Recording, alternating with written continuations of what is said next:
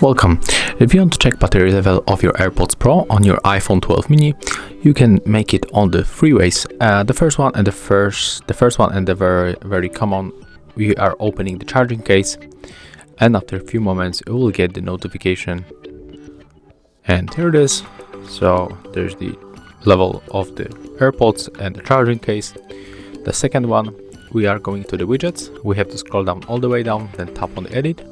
Click right here on the left upper corner, then scroll, find batteries, and let's pick up, for example, this one.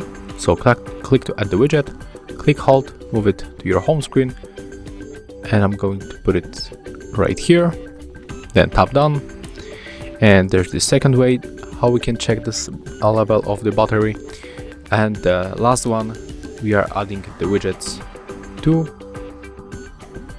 widget pool. So I will take this one, click done, and here it is. So as you can see, first, second, and the third method to check the battery level of your AirPods Pro and the charging case on iPhone 12 mini. Thank you guys for watching. Leave thumbs ups, comments, and subscribe to our channel. See ya.